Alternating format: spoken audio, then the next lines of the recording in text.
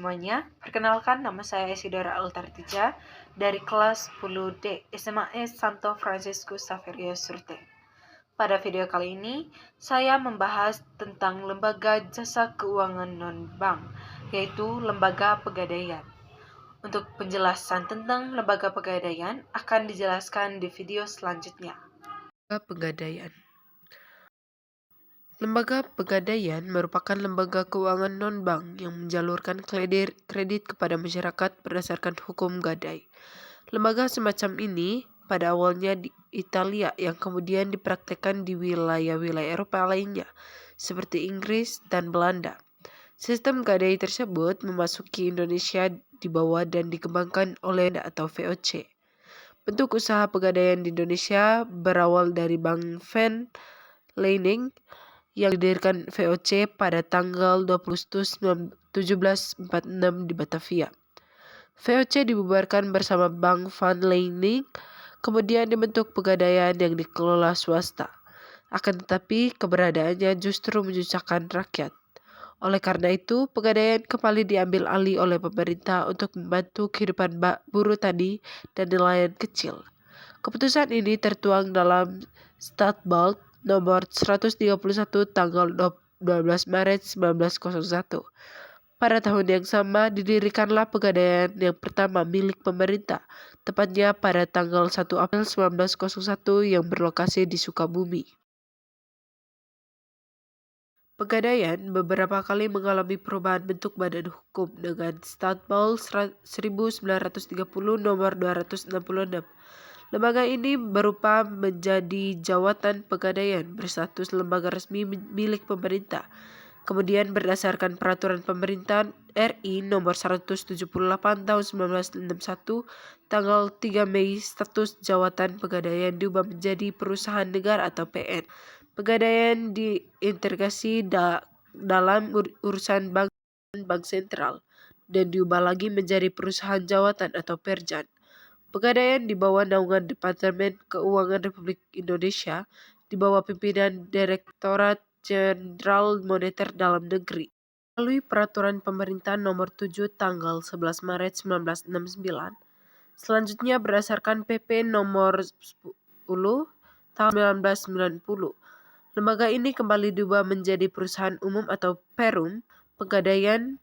Kemudian pada tahun 2011 perubahan status kembali terjadi Perum menjadi Persoran yang telah ditetapkan dalam Peraturan Pemerintahan Nomor 51 Tahun 2011 yang ditandatangani pada tanggal 13 Desember 2011 yang berlaku mulai tanggal 1 April 2012 hingga saat ini. Visi dan misi lembaga pegadaian.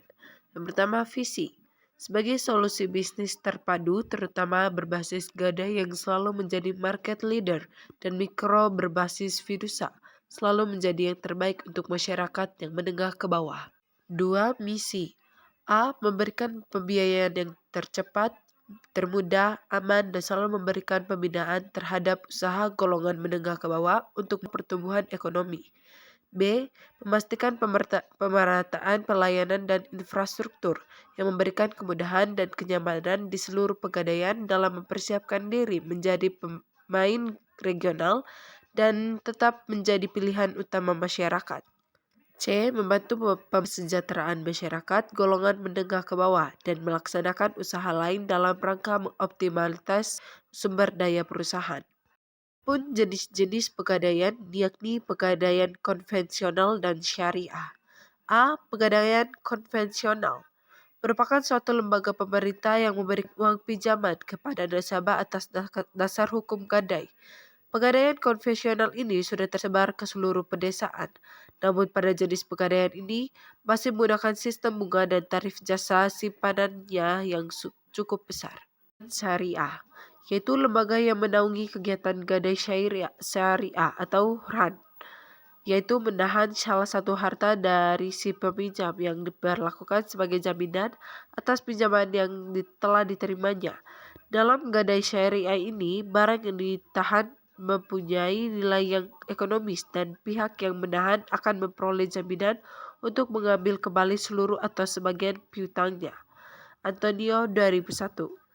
Definisi pegadaian syariah adalah lembaga keuangan yang menganut sistem gadai yang berlandaskan pada prinsip-prinsip dan nilai keislaman. Fatwa MUI nomor 65/DSN garing 3 2002. Pegadaian sebagai lembaga pengkreditan milik pemerintah tentunya mempunyai kelebihan maupun kekurangannya dibandingkan dengan bank. Adapun kelebihan-kelebihan tersebut antara lain persyaratan ringan dan mudah, prosedurnya sederhana, tidak dipungut biaya administrasi, tidak perlu membuka rekening seperti tabungan, deposit ataupun giro. Suatu saat uang dibutuhkan, saat itu juga uang dapat diperoleh. Keanekaragaman barang yang dapat dijadikan sebagai jaminan. Angsuran ringan karena tidak ditentukan besarnya sehingga dapat diangsurkan sesuai kemampuan. Penetapan bunga dengan sistem bunga menurun. Jadi bunga dibebankan atas dasar sisa pinjaman. Apabila telah jatuh tempo pinjamannya dan hutang pokok belum dibayar, maka jangka waktu pinjaman dapat diperpanjang dengan membayar bunga terlebih dahulu. Memperoleh tenggang waktu pelunasan 2 minggu setelah jatuh tempo tanpa dibebani bunga atau masa tunggu lelang. Adapun kelemahan pegadaian yaitu sewa modal pegadaian relatif lebih tinggi dari tingkat suku bunga perbankan. Harus ada jaminan berupa barang bergerak yang mempunyai nilai. Barang bergerak yang digadaikan harus diserahkan ke pegadaian sehingga barang tersebut tidak dapat dimanfaatkan selama digadaikan.